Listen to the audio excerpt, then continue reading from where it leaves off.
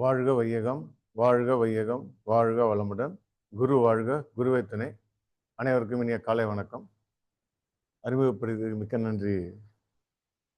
வேதாத்திரிய சேவையில் ஒரு சிறிய தொண்டு, நம்மால் இயன்ற உதவியை நாம் செய்து கொண்டிருப்போம். Display mode. இன்னைக்கு நாம சிந்திக்கக்கூடிய தலைப்பு வந்து எண்களும் வேதாத்திரியமும் அப்படிங்கிறது. நமக்கு தெரியும், நம்ம சின்ன பிள்ளையிலேருந்து பார்த்துருக்கோம். நம்ம ஊர்ல பார்த்தீங்கன்னா சின்ன சின்ன வியாபாரிகள் இருப்பாங்க, ஆயா இல்லை வயசானவங்க. அவங்களுக்கு எழுத படிக்க தெரியாது, எழுத்துன்னா என்னன்னு தெரியாது. ஆனா நம்ம போய் சின்ன பிள்ளைலேருந்து போய் ஒரு ரூபா கொடுத்தா 50 பைசா வாபஸ் கொடுக்கறது, எவ்வளோ அதை கழிச்சு கரெக்டா கொடுத்துட்டு இருப்பாங்க. நமக்கு அப்போ புரியல, எப்படி அவங்க படிக்க தெரியாதவங்க எப்படி எண்கள் அவங்களுக்கு தெரியுது அப்படின்னு சொல்லிட்டு நம்ம யோசிச்சிருப்போம். அந்த எண்கள் இல்லைன்னா அவங்களோட நிலைமை என்ன இருக்குன்னு யோசிச்சு பாருங்களேன். அவங்களால அவங்களுடைய டே டு டே அவங்களுடைய வாழ்க்கை மிகவும் பாதிக்கப்பட்டிருக்கும். ஸோ அவங்களுக்கு எழுத்து தெரியலனா விட எண்கள் மிகவும் முக்கியம். ஸோ அதே மாதிரி அதை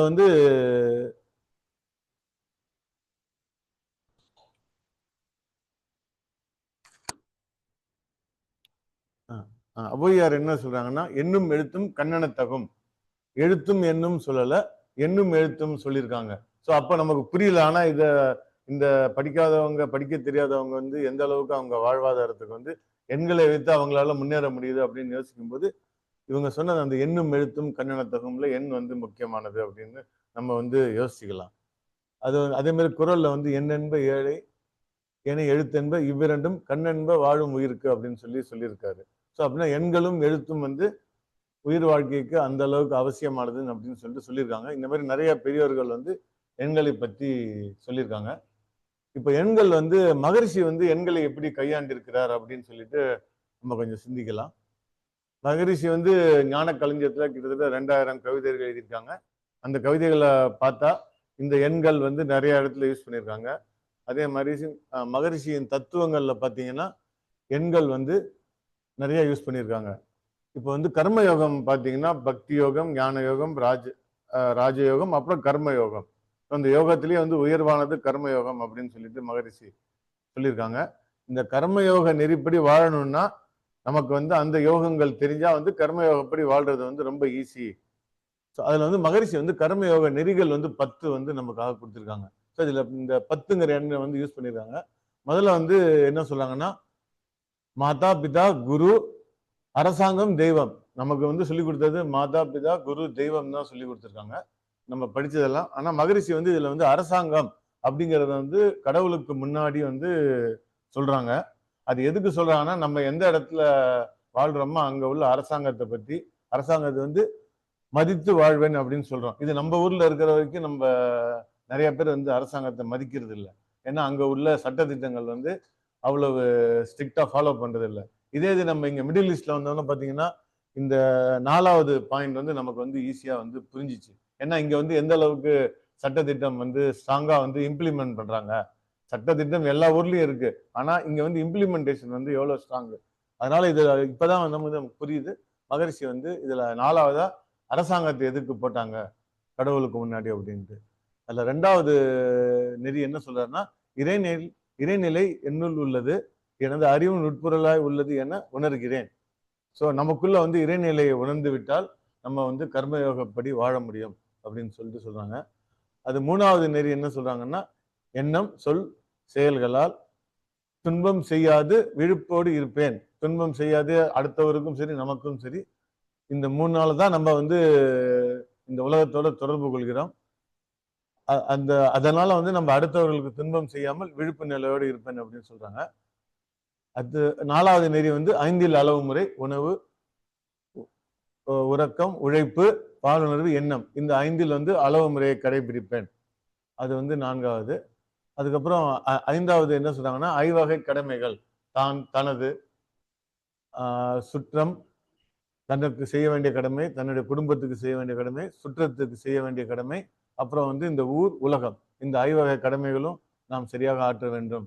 அதுல மகரிஷி என்ன சொல்லியிருக்காங்கன்னா, ஒன்றுக்கு ஒன்று கெடாமல் செய்யணும் அப்படின்னு சொல்லியிருக்காங்க. இந்த ஆர்டர்ல தான் செய்யணும்னு சொல்லி கொடுத்துருக்காங்க. இப்போ நமக்கு உண்டான கடமைகளை செய்யாமல் நம்ம போய் இப்போ உலகத்துக்கு சேவை பண்றோம்னா நமக்கு உடம்பு சரியில்லைன்னா யார் நம்மளை வந்து பார்த்துக்குவாங்க? அதனால நமக்கு செய்ய வேண்டிய கடமைகள் லைக் எக்ஸசைஸ், காயகல்பம், தவம் இதெல்லாம் வந்து செய்தால் அது அது செஞ்சுட்டு தான் அதுக்கு அடுத்து வந்து இப்போ நம்ம ஏர்கிராஃப்ட்ல சொல்ற மாதிரி தான். இப்போ கேபின் பிரஷர் கம்மி ஆயிடுச்சுன்னா ஆக்சிஜன் மாஸ்க் வருது. முதல்ல நீங்க போட்டுக்கங்க. அப்புறம் தான் அடுத்தவங்களுக்கு ஹெல்ப் பண்ணுன்னு சொல்றாங்க. ஸோ அதுலேருந்து நமக்கு செய்ய வேண்டிய கடமை வந்து நம்ம வந்து தவறாமல் செய்யணும். அடுத்தவங்களுக்கு செய்யறதுக்கு முன்னாடி. 6வது நெறி என்ன சொல்றாங்கன்னா, சமுதாயத்தில் ஆன்மீக அறிவு வளர தொண்டு செய்வேன். ஸோ இப்போ இந்த வேதாத்திரிய மகரிஷியோடைய தத்துவங்களை வந்து நமக்கு தெரிஞ்சவங்களுக்கு இதை வந்து நம்ம கொண்டு போறது இது வந்து ஒரு தொண்டு. இதை செய்யணும் அப்படின்னு சொல்லியிருக்காங்க. ஒழுக்கம், கடமை, ஈகை ஆகிய இந்த 3ம் இறைந்த அறநெறி வாழ்க்கை வாழ்வேன். ஸோ இது வந்து அல்டிமேட்டா வந்து இந்த 3மே இருந்துச்சுன்னா நம்மளுடைய வாழ்க்கை வந்து மிகவும் அருமையாக இருக்கும். இந்த சென்ஸ் வந்து நமக்கும் நாம வந்து துன்பப்படுத்திக்க மாட்டோம். அடுத்தவங்களுக்கும் நம்ம வந்து துன்பம் கொடுக்க மாட்டோம். ஸோ அதனால அது வந்து அறநெறி வாழ்க்கை அப்படின்னு சொல்றாங்க மகரிஷி. அதுக்கப்புறம் வந்து பெண் குலத்தை நன்றி உணர்வோடு மதிப்பேன். இதுல பாத்தீங்கன்னா பெண் குலத்தை மதிக்கணும்னு சொல்லல, நன்றி உணர்வோடு இருக்கணும்னு சொல்லல. நன்றி உணர்வோடு மதிக்க வேண்டும் அப்படின்னு சொல்லியிருக்காங்க. ஆண் பெண் இருவரும் சமம். ஆணை விட பெண் வந்து ஸ்பெஷல் அப்படின்னு சொல்றாங்களே தவிர மகரிஷி வந்து அதுலயும் வந்து மிகவும் அருமையாக பெண் குலத்தை பற்றி சொல்லி கொடுத்துருக்காங்க. அதே மாதிரி 9வது வந்து வருமானத்தில் 1% அடுத்தவர்களுக்கு ஈகை. அந்த ஒழுக்கம், கடமை, ஈகையில அந்த 3வது உள்ள ஈகையை பத்தி சொல்றாங்க. நம்மளுடைய வருமானத்தை வந்து 1% வந்து நம்ம அடுத்தவங்களுக்கு கொடுக்கணும்ட்டு. கடைசியா வந்து last but not the least, ஆன்மா தூய்மை பெற அகத்தவம் செய்வேன்.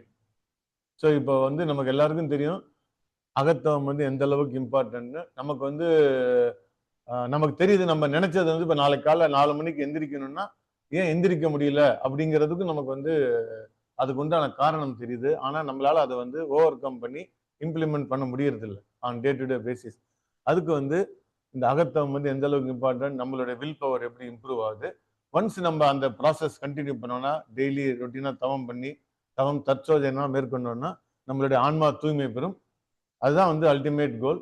ஸோ அது வந்து அகத்தவம் வந்து செய்யலாம். ஸோ இந்த 10 வந்து யோக நெறிகள். இதுல மகரிஷி வந்து 10வது நம்பரை வந்து யூஸ் பண்ணியிருக்காங்க இதுல. அதுக்கு அடுத்து பாத்தீங்கன்னா அடுத்த இன்னொரு 10 எக்ஸாம்பிள் பாத்தீங்கன்னா மனதின் படிநிலைகள் 10 அப்படின்னு சொல்லிட்டு சொன்னாங்க. நமக்கு முன்னாடி வந்து மனம் அப்படிங்கிறது வந்து இது வரைக்கும் வந்து அதாவது உலகத்துல வந்து 3 விஷயங்கள் வந்து இது வரைக்கும் அறிவு சயின்ஸால வந்து கண்டுபிடிக்க முடியாது. கடவுள், மனம் அண்ட் உயிர் என்னன்ட்டு. ஸோ அதுல வந்து மகரிஷி வந்து மனத்தை பத்தி மிகவும் அருமையா நிறைய எக்ஸ்பிளைன் பண்ணியிருக்காங்க. நம்ம இந்த சிஸ்டத்தை வரதுக்கு முன்னாடி பிரெயினையும் மனதையும் பத்தி நம்ம ரொம்ப கன்ஃபியூஷன் இருந்திருக்கு. ஒரு தெளிவு நிலை இல்லாம இருந்திருக்கோம். இந்த சிஸ்டம்ல வந்தவன தான் மனம் அப்படிங்கிறது என்னன்னு சொல்லி நம்ம புரிஞ்சுக்கிட்டோம். உயிரின் படக்க நிலை தான் மனம். மனம் வந்து நம்ம வாழ்க்கைக்கு வந்து எந்த அளவுக்கு இம்பார்ட்டன்ட் அப்படின்னு சொல்லிட்டு இது வந்து 10 படிநிலைகளா இயங்குது அப்படின்னு சொல்லிட்டு சொல்றாங்க. இதை வந்து முதல்ல வந்து உணர்ச்சி. அந்த உணர்ச்சிங்கிற எண்ணம் வந்தோடனே உங்களுக்கு வந்து தேவை அப்படிங்கிறது வருது. அந்த தேவையை வந்து நம்ம ஈடுகட்ட வந்து நம்ம முயற்சி செய்யறோம். அந்த முயற்சினால ஏதாவது ஒரு செயல் செய்யறோம். அந்த செயலுக்கு உண்டான விளைவு வருது. அந்த செயலை செய்யும்போது அந்த விளைவால நமக்கு வந்து அனுபவம் அப்படிங்கிற ஒரு இது வருது. அந்த அனுபவத்தினால் அனுபவம் வந்து வருது. இந்த 7மே வந்து பாத்தீங்கன்னா எல்லா உயிர்களுக்கும் உள்ளது. இப்போ ஃபார் எக்ஸாம்பிள் பசி அப்படின்னு ஒரு உணர்ச்சி வந்தா சாப்பாடு தேவை அப்படின்னு வருது. அதுக்கு முயற்சி செய்யறோம். ஒன்று நம்மளா செய்யறோம், இல்லைன்னா போய் கடைக்கு போய் வாங்கிட்டு வரோம். ஸோ அந்த செயலை செய்யும்போது அந்த சாப்பிட்டதுக்கு உண்டான விளைவு வருது. அந்த சாப்பிடும்போது உள்ள ஃபீலிங் வந்து அனுபவம். இப்போ வந்து நேத்தி சாப்பிட்ட இட்லி எப்படி இருந்துச்சு, நேத்தி சாப்பிட்ட அங்க சாப்பிட்ட வடை, அவங்க வீட்டுல கொடுத்த சாப்பாடு எப்படி இருக்குன்னு தெரியும் போது அந்த அனுபவம் வருது. இது 7மே வந்து எல்லா உயிரினங்களுக்கும் சொந்தமானது. மகரிஷி என்ன சொல்றாங்கன்னா 6வது அறிவு படைத்த மனிதனுக்கு உள்ள 3 வந்து தனியா கொடுக்குறாங்க மனதுல. ஆராய்ச்சி, தெளிவு, முடிவு. ஸோ இந்த சாப்பாடு விஷயத்திலே பார்த்தோம்னா நல்லா இருக்குன்னு சொல்லிட்டு அதிகமா சாப்பிட்டோம்னா அது எதனால? ஸோ அந்த அந்த ஆராய்ச்சி அது செய்தால் அதற்கு உண்டான ஒரு தெளிவு பிறக்கும். இந்த தெளிவோடு நம்ம ஒரு முடிவு எடுக்கலாம். ஸோ இந்த 10 வந்து மனம் வந்து இந்த 10 படிநிலைகள் இயங்குது. ஸோ இந்த 3 வந்து மனிதனுக்கே உரியது. 6வது அறிவு படைத்த மனிதனுக்கு. ஸோ இதுல வந்து மகரிஷி 10 யூஸ் பண்ணியிருக்காங்க. நிறைய இடத்துல வந்து நிறைய நம்பர் யூஸ் பண்ணியிருக்காங்க. இந்த 2 நம்பரும் மட்டும் நம்ம பார்க்கலாம். அடுத்து வந்து 9 நமக்கு எல்லாரும் தெரியும் தவங்கள், மகரிஷி கொடுத்த தவங்கள் 9. அந்த 9 தவங்களும் வந்து நம்ம வந்து இங்க ருட்டீனா செஞ்சுட்டு இருக்கோம். அந்த 9 தவங்களால என்ன பலன்கள் அப்படின்ட்டு சொல்றாங்க. அதே மாதிரி இதுல அந்த 9 மைய தவம் அப்படிங்கிறதுல பாத்தீங்கன்னா 9 மையங்களை வந்து மகரிஷி வந்து சொல்லி கொடுத்துருக்காங்க. நம்ம உடம்புல உள்ளது 7 மையம்: மூலாதாரம், சுவாதிஷ்டானம், மணிபூரகம், அநாகதம், விசுப்தி, ஆக்னை, துரியம். இந்த இந்த 7மே நம்ம உடம்புல உள்ள மையங்கள். அதுக்கப்புறம் 2 மையங்களை வந்து ஆட் பண்ணியிருக்காங்க. இனி பண்ண பேரியக்க மண்டலம் மற்றும் சுத்தவெளி. ஸோ இந்த 9 மைய தவத்துல வந்து இதனால வந்து என்னென்ன பலன்கள்னு சொல்லிட்டு நமக்கு புக்கில் படிச்சிருக்கோம். எல்லாரும் சார், முத்து சார், குமரேசன் சார் எல்லாம் பேசியிருக்காங்க இதை பத்தி. இந்த சுத்தவெளியோடு நாம் இணைந்து இருக்க இருக்க நம்மளுடைய பாவங்களை வந்து கரைக்கலாம். இப்ப நம்ம எப்படி வந்து ஒரு ஓஷன்ல போயிட்டு ஒரு டிராப் பாய்சன் போட்டா ஓஷனுக்கு ஒன்றும் ஆக போறது இல்லையோ, அந்த மாதிரி நம்ம வந்து எந்த அளவுக்கு வந்து சுத்த வெளியில போயிட்டு இன்னைக்கு பண்ண தவத்துல 5 நிமிஷம் சுத்த வெளின்னா அதுல வந்து எந்த அளவு எத்தனை மணித்துளிகள் எத்தனை வினாடிகள் நம்மளால வந்து சுத்தவெளியோடு இணைய முடியுது. கரைதல் அப்படின்ட்டு முத்து சார் ஒரு கிளாஸ்ல சொன்னாங்க. நிறைய தடவை சொல்லியிருக்காரு பேசும்போது, எந்த அளவுக்கு நம்ம வந்து கரைந்து அதோட வந்து நம்மளால இணைய முடிந்தால் கண்டிப்பாக வந்து இந்த பலன்கள் நமக்கு கிடைக்கும் அப்படின்னு சொல்லிட்டு மகரிஷி வந்து கிளீனா அதுல எக்ஸ்பிளைன் பண்ணியிருக்காங்க. இதுக்கு அடுத்து பாத்தீங்கன்னா 8ங்கிற நம்பர் வந்து எங்க டீல் பண்ணியிருக்காங்கன்னு சொல்லிட்டு பார்க்கலாம். இப்ப நம்ம ஜீவன் இயங்க வந்து 8 வகை சிறப்பு இயக்கங்கள் தேவை அப்படின்னு சொல்லிட்டு நம்மள மனம் பத்தி எடுக்கும்போது மகரிஷி சொல்லி கொடுத்துருக்காங்க. இதுல வந்து என்னென்ன தேவை அப்படின்னா, இந்த 8ம் இல்லை என்றால் இல்லை, நம்ம மனிதன் அதாவது ஜீவன் இயங்காது அப்படின்னு சொல்லிட்டு சொல்றாங்க. ஃபர்ஸ்ட் வந்து உடல், நமக்கு தெரியும் பிசிக்கல் பாடி எவ்வளவு இம்பார்ட்டன்ட்னு. அதே மாதிரி உயிர், உடம்பு இருந்தும் உயிர் இல்லை என்றால் யூஸ் இல்லை. நமக்கு வந்து இவ்வளவுதான் வந்து முன்னாடி தெரியும். மகரிஷி அதாவது வேதாத்திரியம் தெரிய முன்னாடி உயிர் வாழ என்ன இருக்கணும்னா உடம்பு இருக்கணும், இல்லை உசுர் இருக்கணும். இந்த 2 இருந்தா போதும், நம்ம வந்து உயிர் வாழ்றோம் அப்படின்னு சொல்லி நினைச்சிட்டு இருந்தோம். ஆனா இந்த மகரிஷியோடைய கிளாஸ் வந்து அவருடைய எழுத்து படிக்கும்போது கிளாஸ் எல்லாம் கேட்கும்போது தான் இன்னும் இவ்வளவு தேவைப்படுது, 8 இருக்கு அப்படின்னு சொல்லிட்டு தெரிய வருது. அது 3வது ஜீவகாந்தம், 4வது வந்து கருமையம். இந்த கருமையங்கிற கான்செப்ட் வந்து இந்த அளவுக்கு தெளிவா வந்து யாரும் வந்து சொல்லி கொடுத்தது இல்லை. அடுத்து 5வது மூளை, உள்ளம், மனம், புலன்கள். ஸோ இது உள்ளம், மூளை, அதாவது உள்ளம், மனம். உள்ளம் அப்படின்னா என்ன மகரிஷி சொல்லியிருக்காரு அப்படின்னா, உண்மையை மட்டும் நினைக்கும். அதாவது இந்த உள்ளத்தில் நல்ல உள்ளம் அப்படிங்கிற மாதிரி நம்மளுடைய மூளை என்ன சொன்னாலும் சரி, மனசு என்ன சொன்னாலும் சரி, உள்ளத்துக்கு வந்து மட்டும் உண்மை வந்து அது தெரியும். அதால வந்து பொய் பேச முடியாது, அதனால வந்து பொய்யா நினைக்க முடியாது அப்படின்னு சொல்லிட்டு சொல்றாரு. ஸோ இந்த இந்த 8ம் வந்து ஜீவன் இயங்க சிறப்பு இயக்கங்கள். அதுக்கடுத்து பாத்தீங்கன்னா 7ங்கிற நம்பரும் நிறைய வந்து மகரிஷி வந்து டீல் பண்ணியிருக்காங்க. ஸோ இந்த இந்த 7 வந்து என்னென்னு சொல்லிட்டு பார்க்கலாம். ஒரு சில இது மகரிஷி வந்து ஒரு ஞானக்களஞ்சியத்துல ஒரு கவிதை வந்து இந்த 7 வகை திட்டம், இந்த 14 திட்டத்துல 7 பத்தி சொல்றாங்க. என்ன சொல்றாங்கன்னா, ஓர் உலக ஆட்சி, உயர் ஒழுக்கத்தோடு உலகினிலே குழந்தைகளை வளர்க்கும் திட்டம் 2வது. 3வது வந்து பார் முழுதும் பொருள் துறையில் சம நேர் நீதி. போன வாரம் குமரேசன் சார் பேசினது. இதுல பாத்தீங்கன்னா பார் முழுவதும் பொருள் துறையில் சமநீதின்னு சொல்லல, சம நேர் நீதி. நமக்கு நார்மலா வந்து சமநீதி, சமத்துவம் இப்படிதான் வந்து ஜெனரலா எல்லாம் சொல்லியிருக்காங்க. இந்த ஒரு வார்த்தையில வந்து சம நேர் நீதி லாஸ்ட் வீக் சார் கிளாஸ் எடுக்கும்போது இன்னைக்கு ஹைலைட் சொன்னாங்க. இதுல பாத்தீங்கன்னா சம நேர் நீதி இருக்கணும்னு சொல்லி சொல்றாங்க. இது வந்து 3வது. 4வது வந்து பல நாடும் ஒன்றிணைந்த பொருளாதாரம். சேம் நேற்று சீர்திருத்த சிக்கனமாம் சிறந்த வாழ்வு, இது வந்து 4வது ஒன்று. அப்புறம் தெய்வ நிலை அகத்து உணரும் இறை வணக்கம், நேர் வழியில் விஞ்ஞானம் பயனாய் கொள்ளும் நெறிமுறைகள் இவை இணைந்த வாழ்வு காண்போம். ஸோ இதுல பாத்தீங்கன்னா 7 கான்செப்ட் சொல்றாங்க. இந்த 7ம் இணைந்த வாழ்வு வாழ்றான் அப்படின்னு சொல்றாங்க. ஸோ இதுல வந்து பாத்தீங்கன்னா 7ங்கிற நம்பர் வந்து மகரிஷி வந்து யூஸ் பண்ணியிருக்காங்க. அதுக்கு அடுத்து பாத்தீங்கன்னா நம்ம வந்து காயக்கல்பத்துல வந்து நம்ம படிச்சிருக்கோம், நாம் உண்கின்ற உணவு வந்து 7 தாதுக்களாக மாறுகிறது. ஸோ இந்த 7ங்கிறது வந்து யூஸ் பண்றாங்க. இந்த ரசம், ரத்தம், தசை, கொழுப்பு, எலும்பு, மஜ்ஜை அண்டு சுக்கிலம். ஸோ நம்ம சாப்பிட்ற சாப்பாடு வந்து எப்படி வந்து மாறுது, இதனால வந்து காயகல்பம் வந்து எந்த அளவுக்கு வந்து நமக்கு வந்து சிக்னிஃபிகன்ஸா இருக்கு. ஸோ இந்த காயகல்பம் அப்படிங்கிற பயிற்சி வந்து மகரிஷி முன்னாடி என்ன சொல்லியிருக்காங்க அப்படின்னு சொன்னாங்கன்னா, இங்க சீனியர் ப்ரொஃபஸர்லாம் சொல்லியிருக்காங்க. நீங்க எதுவுமே சொல்லிக் கொடுக்க வேண்டாம். காயகல்பம் மட்டும் நம்ம எல்லாருக்கும் சொல்லிக் கொடுத்தா, கண்டிப்பா வந்து உலகத்துல வந்து உலக அமைதிக்கு வந்து வழிவகுக்கும்னு சொல்றாங்க. இது பார்த்தீங்கன்னா, இப்ப நம்ம இந்த yoga for youth empowerment. So அதுல வந்து இந்த காயகல்பம் சொல்லிக் கொடுக்கும்போது, அந்த 14 வயதிலே நமக்கு வந்து அந்த அந்த வயசுல வந்து நமக்கு யாரும் கத்துக் கொடுக்கல. அந்த கான்செப்ட் கத்துக் கொடுக்கும்போது எந்த அளவுக்கு அது வந்து இண்டிவிஜுவலுக்கு வந்து யூஸ்ஃபுல்லா இருக்கு அப்படிங்கிறத காயகல்பம் படிச்சவொன்னே நமக்கு வந்து புரிஞ்சுச்சு. ஸோ அதுல தான் அந்த 7 தாதுக்கள் வந்து மகரிஷி எக்ஸ்பிளைன் பண்றாங்க. அதுக்கு அடுத்து பார்த்தீங்கன்னா, கொஞ்சம்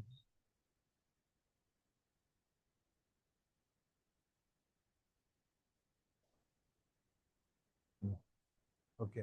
ஸோ அடுத்து 6. 6ல பார்த்தீங்கன்னா நமக்கு தெரியும்.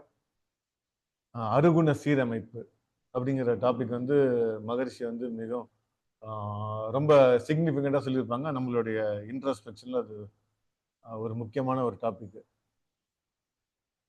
இந்த 6ல வந்து என்னன்னா, அது வந்து நெறைய கவிதைகள் வந்து ஞான களஞ்சியத்துல ஒரு 15, 20 கவிதைகள் வந்து அருகுண சீரமைப்பு பத்தி சொல்லியிருக்காங்க. இப்ப எல்லாரும் வந்து நமக்கு தெரியும். இது செய்தால் நல்லது, இது செய்தா கெட்டது அப்படின்னு சொல்லிட்டு நம்ம புக்கிஷ் நாலேட்ஜ் வந்து நெறையா படிச்சிருக்கோம்.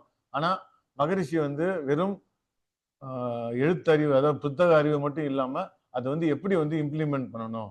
எப்படி வந்து அத நம்ப வாழ்க்கையில டெய்லி லைஃப்ல எப்படி இம்ப்ளிமெண்ட் பண்ணா, எந்த அளவுக்கு நம்ம வாழ்க்கையில முன்னேறலாம்?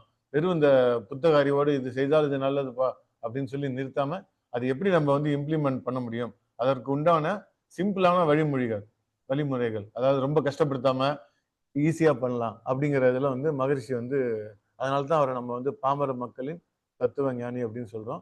இதுல 6 அப்படிங்கிறதுல பார்த்தீங்கன்னா, அருகுண சீரமைப்பு பத்தி மகரிஷி வந்து ஒரு கவிதை ஞானக்களஞ்சியத்துல, "தேவையே விருப்பமாய் பழக்கத்தால் ஆசையாம், தேவை முடித்திட தடையானால் சினமாகும், தேவை பொருள் தனக்கென காக்க கடும் பற்றாம், தேவையாம் பருவத்து ஆண் பெண் நட்பே மோகமாம், தேவைக்கு சூழ்நிலைக்கு கருத்து மதிப்பே மதம், தேவையால் எழும் சினம் இருப்பில் வைத்தால் வஞ்சம், தேவையால் அருகுணம் தோன்றிடும் மிகுந்திடும், தேவையும் பொருட்களும் அறிவும் சமம் கொள்ளுவோம் அப்படின்னு சொல்லிட்டு மகரிஷி வந்து இந்த கவிதையில சொல்லியிருக்காங்க.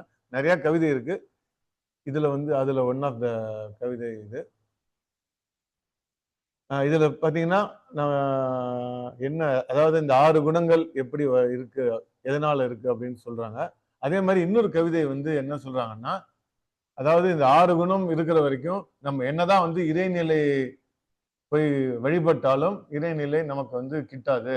நம்ம நம்ம என்னைக்கு அந்த 6 குணத்தையும் நம்ம எந்த கணத்திலே நம்மிடம் இருந்து போகிறதோ, அக்கணமே வந்து கடவுள் வந்து நமக்கு வந்து கிட்டிடுவார் அப்படின்னு சொல்லிட்டு மகரிஷி வந்து அந்த கவிதையிலேயே சொல்லியிருக்காங்க. ஸோ எந்த அளவுக்கு வந்து 6 குணம் வந்து நம்ம வாழ்க்கையில வந்து சீர்கெட வைக்குது. அந்த அருகுணத்தை சீரமைத்தால் எந்த அளவுக்கு நல்லது அப்படிங்கிறதுக்கு இந்த கவிதை வந்து ஒரு 4 வரி தான். ஃபுல்லா எனக்கு மறந்து போச்சு. கடவுள் நமக்கு கிடைக்க மாட்டார் அப்படின்னு சொல்றாரு. 6 குணம் இருக்கிற வரைக்கும். அந்த 6 குணத்தை விட்ட அக்கணமே கடவுள் வந்து நமக்கு வந்து கிடைப்பார் அப்படின்னு சொல்றாங்க. ஸோ இந்த 6 குணம் என்ன அப்படின்னா,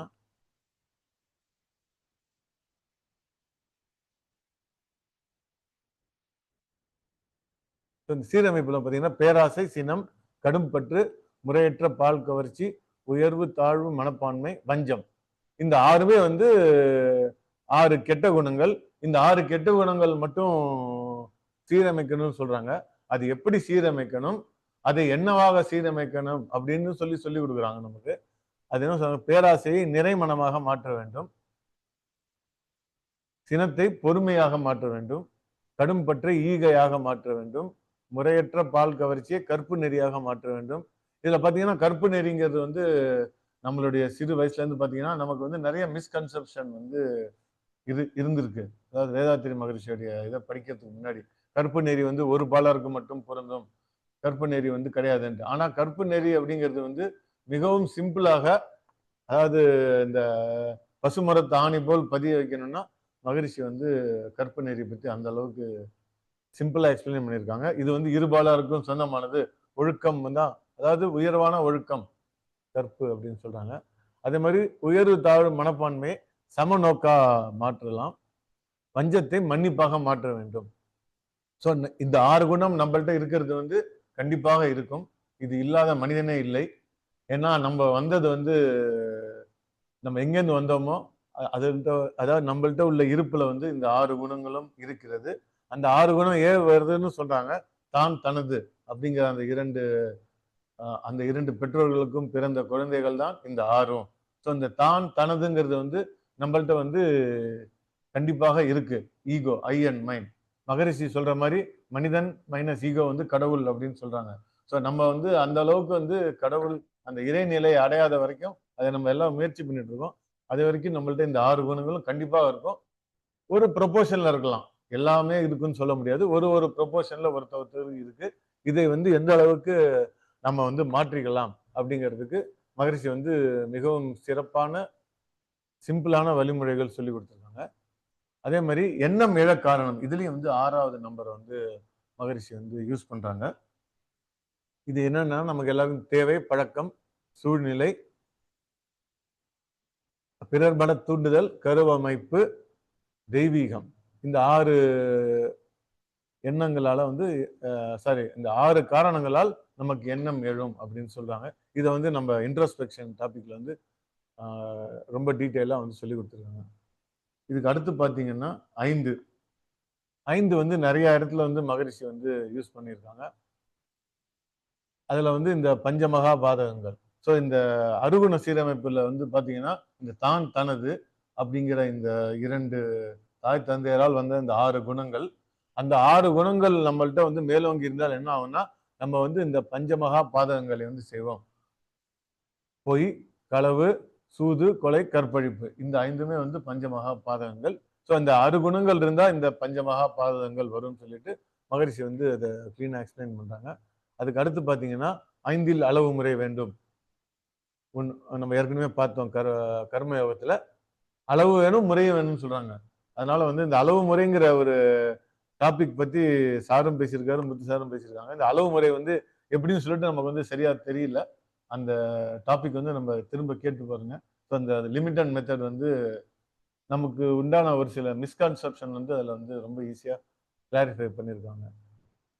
அதுக்கு அடுத்து பார்த்தீங்கன்னா ஐவகை கடமைகள், அதுவும் பார்த்தோம். இதுல மகரிஷி என்ன சொல்றாங்கன்னா ஒன்று கொண்டு கெடாமலும் பார் அப்படின்னு சொல்லிட்டு ஒரு கவிதையில சொல்லியிருக்காங்க.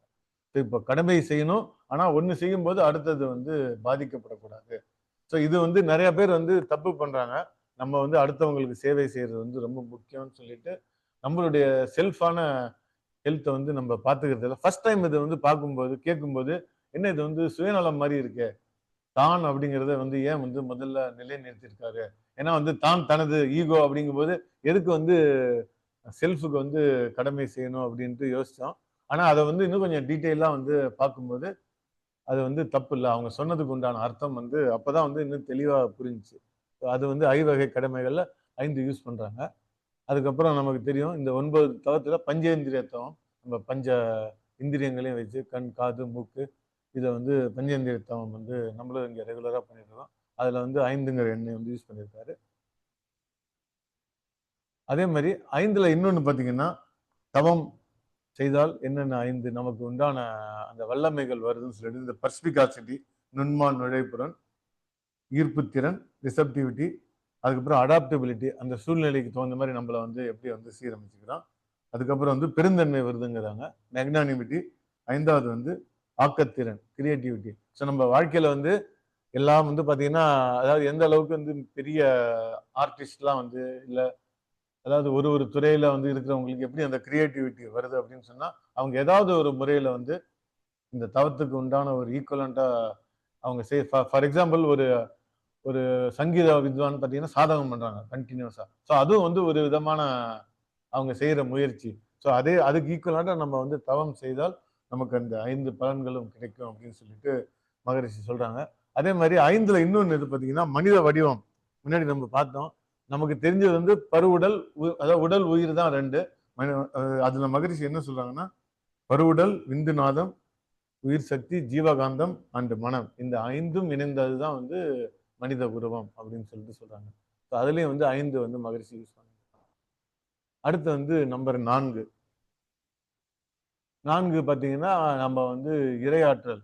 நம்ம வந்து இறைநிலையை பத்தி பேசும்போது, இறையாற்றலின் தரம் 4. இது வந்து ஞானக்களஞ்சியத்திலின் கவிதையா இருக்கு. பற்றாயிருப்பு, பேராற்றல், இந்த 4ம் இணைந்த இதே தெய்வமாம். இந்த 4 வந்து வற்றாயிருப்பு, பேராற்றல், பேரறிவு, காலம். இந்த 4ம் வந்து இறையாற்றலின் தரம் 4. அதுல 4 யூஸ் பண்றாங்க. அதே மாதிரி இந்த 4 வகை பேர்கள் நமக்கு எல்லாரும் தெரியும். அறம், பொருள், இன்பம், வீடு, பேரு. அதே மாதிரி குடும்பத்தில் பிணக்கு எழக் காரணம். ஏன்னா குடும்ப அமைதி வந்து மகரிஷி வந்து ரொம்ப ஸ்ட்ரெஸ் பண்றாங்க. அதே மாதிரி வாழ்க்கையில வந்து ஒரு மனிதன் முன்னேற மிகவும் அருமையான களம் வந்து குடும்பம் தான் அப்படின்னு சொல்லி சொன்னாங்க. நம்ம எல்லாத்தையும் விட்டுட்டு சாமியார போய் காட்டுல போய் இருந்தாதான் வந்து வாழ்வில் முன்னேற்றம். நம்ம வந்து இறைநிலை அடையணும்னு அவசியம் இல்லை. நம்ம வந்து family is the best play ground for success அப்படிங்கிறாங்க. அதுல வந்து என்ன, அதாவது பிணக்கு வந்து எழக் காரணம் 4ஆ சொல்லியிருக்காங்க. அதாவது காலம், தேவை, அதாவது இப்போ தேவை இன்னைக்கு வேணுமா, நாளைக்கு வேணுமா, தரம் என்ன மாதிரி பொருள் வேணும், காலம் இப்போ வேணுமா, அப்புறம் வேணுமா, 4வது வந்து அளவு, அதாவது இவ்வளவு 1 வேணுமா 2 வேணுமா. ஸோ இந்த 4 தான் வந்து குடும்பத்துல வந்து பிணக்கு வருது. அந்த பிணக்கு வந்து எப்படி டீல் பண்ணணும் அப்படின்னு சொல்லிட்டு ஒரு தலைப்பு கொடுத்துருக்காங்க. ஸோ நம்ம வந்து குடும்ப அமைதியை மகரிஷி வந்து மிகவும் ஸ்ட்ரெஸ் பண்ணி சொல்றாங்க. அதே மாதிரி நம்ம இந்த சிம்பிளிஃபைடு குண்டலினி யோகா, இதுல வந்து 4 செயல்முறைகள் வந்து கொடுத்துருக்காங்க. தவம், தற்சோதனை, குணநல பேரு, முழுமை பேரு. இந்த 4 வந்து நம்ம சிம்பிளிஃபைட் குண்டலினி யோகால இருக்கு. அதுக்கப்புறம் இந்த ஒரு சிறப்பாக வாழ சித்தரைகள் 4 அப்படிங்கிற ஒரு தலைப்பு. இன்னைக்கு இதை வந்து ஒரு டேக்அவேயா எடுத்துக்கலாம். இது வந்து ஞானக்களஞ்சியத்துல உள்ள ஒரு கவிதை. இது முத்து சார் வந்து ஒரு 5 வருஷத்துக்கு முன்னாடி பேசுனாங்கன்னு நினைக்கிறேன். அது வந்து 2 வரி கவிதை, நிறைய தடவை படிச்சிருக்கோம். அதுல என்ன சொல்றாருன்னா மகரிஷி, இன்பத்தும் துன்பத்தும் இயற்கையும், இந்த 4வது ஒரு வார்த்தை இருக்கு, சிந்தித்தே அறிபவன் சிறப்பாக வாழ்வான் அப்படின்ட்டு சொல்லியிருக்காங்க. நம்ம எல்லாருமே வந்து நல்லபடியா வாழணும்னு ஆசைப்படுறோம். மேபி இந்த 4வது வார்த்தை என்னன்னு சொல்லிட்டு யோசிக்கலாம். அப்படி இல்லைன்னா ஞான களஞ்சியமோ இல்லைன்னா முத்து சார் பேசுனது வந்து வீடியோ இது யூடியூப்ல இருக்கு. ஸோ இந்த 4வது என்னன்னு சொல்லிட்டு கொஞ்சம் சிந்திக்கலாம். ஏன்னா இன்பம் துன்பம் இயற்கை வந்து தெரியுது. ஸோ இந்த 4வது வந்து நிறைய பேருக்கு தெரியும். பட் தெரியலன்னா அதை நீங்க வந்து என்னன்னு தெரிஞ்சுக்க முயற்சி பண்ணுங்க.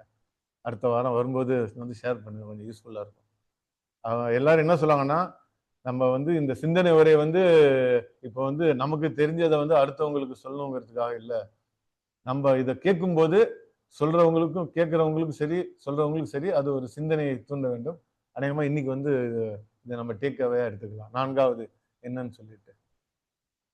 அதுக்கு அடுத்து பாத்தீங்கன்னா 3 வந்து மகரிஷி எப்படி யூஸ் பண்ணியிருக்காங்க அப்படின்னு சொல்லிட்டு பார்த்தா, இது நமக்கு எல்லாம் தெரியும். மும்மலம், ஆணவம், கண்மம், மாயை. ஸோ இது வந்து நமக்கு வந்து இருக்கக்கூடாது. இதை வந்து எப்படி டீல் பண்ணணும், இதனால என்னென்ன நமக்கு வந்து கெடுதல் வருது, இதை வந்து எப்படி நம்ம வந்து டீல் பண்ணுறது மகரிஷி வந்து ரொம்ப அருமையா வந்து சொல்லியிருக்காங்க. அதே மாதிரி இந்த ஆன்மாவின் 3 நிலைகள், காமதேனு, கற்பகம், சிந்தாமணி. ஸோ இதை பத்தி வந்து வாழ்க்கை மலர்கள்லையும் ஒரு நாள் எழுதியிருக்காங்க. பிளஸ் சார், முத்து சார், குமரேசன் சார் எல்லாரும் வந்து இதை பத்தி பேசியிருக்காங்க. 3 நிலைகள். ஸோ இதையும் வந்து நமக்கு வந்து தெரிஞ்ச காமதேனுன்னா நம்ம என்னமோ நினைச்சிட்டு இருந்தோம். காமதேனு என்ன, கற்பகம்னா நமக்கு வந்து கற்பக விருட்சம் தான் தெரியும். ஆனா கற்பகம் அப்படின்னு சொல்லிட்டு என்னங்கிறதுக்கு மகிழ்ச்சி வந்து ரொம்ப அருமையா வந்து அந்த சிந்தனை, இந்த வாழ்க்கை மலர்கள்ல எழுதியிருக்காங்க. அதே மாதிரி சிந்தாமணி, இந்த 3 வந்து நம்ம ஆன்மாவின் 3 நிலைகள். அதுக்கப்புறம் வந்து பாத்தீங்கன்னா இதுல வந்து மகரிஷி வந்து இது வந்து 3 முன்னா 4 பேர் கொடுத்துருக்காங்க. என்ன 3 தேவை, காப்புகள் 3, அறநெறிகள் 3 இப்ப பார்த்தோம். ஒழுக்கம், கடமை, ஈகை, அறிவு நிலை படிகள் 3. ஸோ இதுல வந்து பாத்தீங்கன்னா இந்த 3ங்கிற நம்பர் வந்து மகரிஷி வந்து யூஸ் பண்ணிருக்காங்க.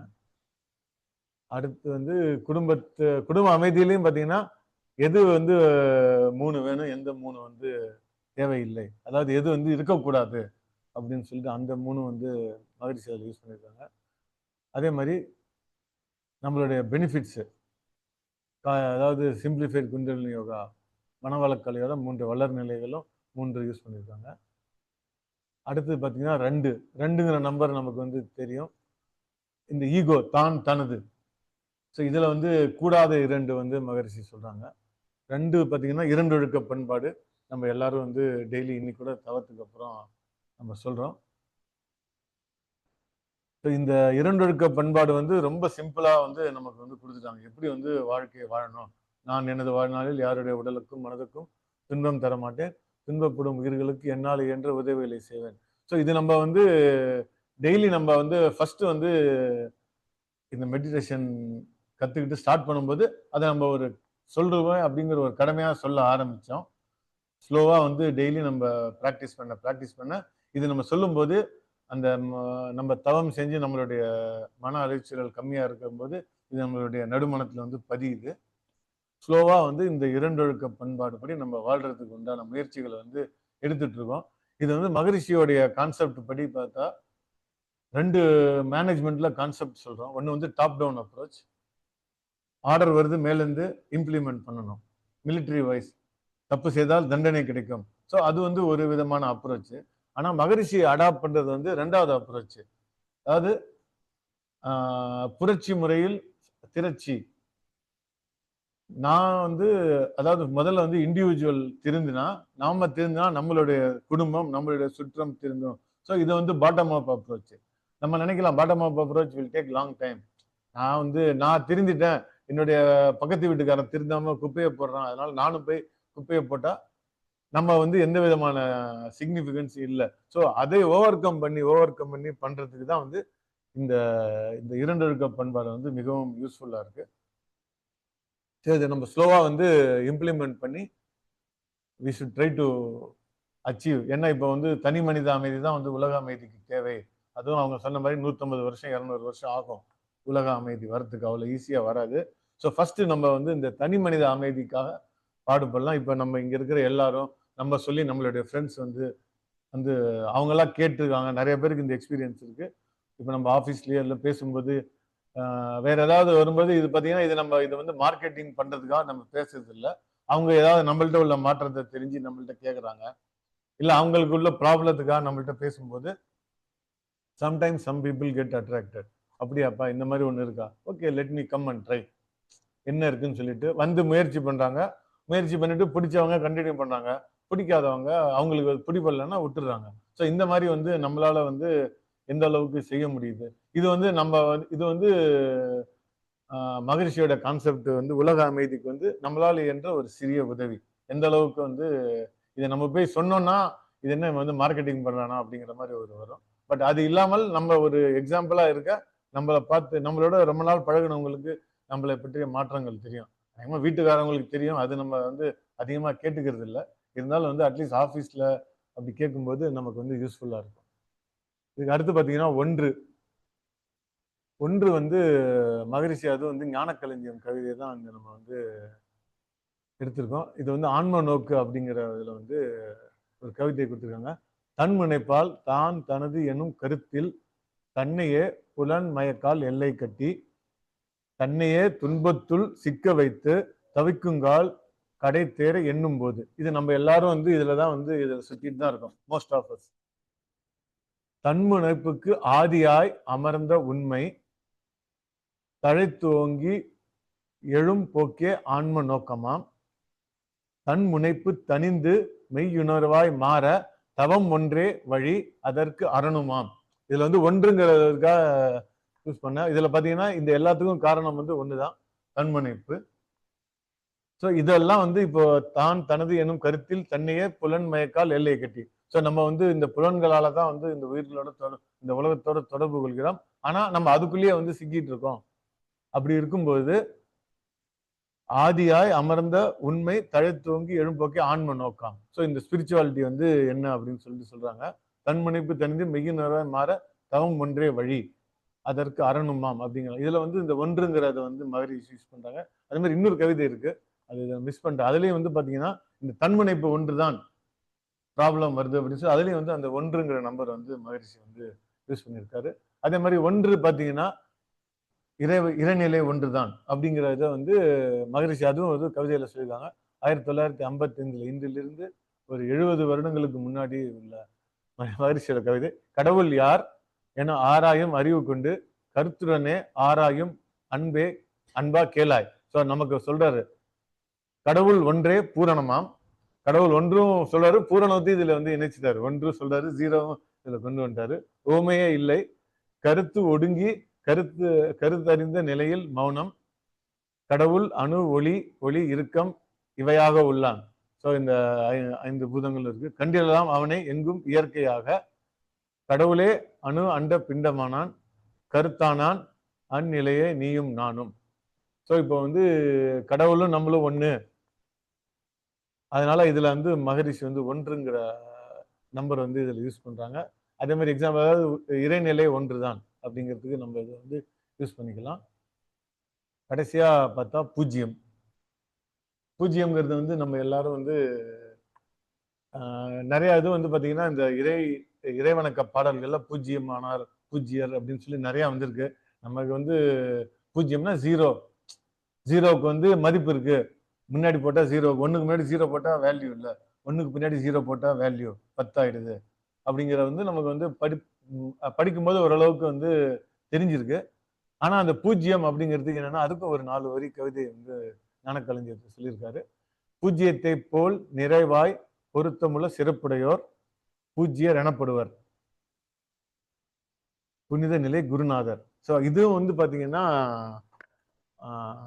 இந்த வாழ்க்கை மலர்கள்ல ஒரு ஒரு நாளைக்கு வந்து மகரிஷி வந்து ஜஸ்ட் ஒரு அதுல என்ன சொல்றாங்கன்னா 0, 1, 2 எல்லா ஆல்பாபெட்டும் சரி எல்லா நியூமரலும் முழுசா இருக்காது. இந்த 0ங்கிறது மட்டும் பூரணமா இருக்கும்.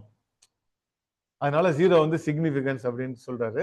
இதே மாதிரி இந்த 0 முன்னாடி போட்டா வேல்யூ இல்ல, பின்னாடி போட்டா வேல்யூ. அதுக்கு என்ன சொல்றாருன்னா, அதே போன்று இறைவனும் நிறைவானவன், தனக்கென தனி மதிப்பு இல்லாதவன். நம்ம வந்து கடவுள் தான் வந்து பெருசு அப்படின்னு சொல்லியிருக்கோம். ஆனா இதுல மகரிஷி என்ன சொல்றாங்கன்னா, தனக்கு என்று தனி மதிப்பு இல்லாதவன், யார் அவனை சேர்ந்தார்களோ அவர்களுடைய மதிப்பை உயர்த்தக்கூடியவன்.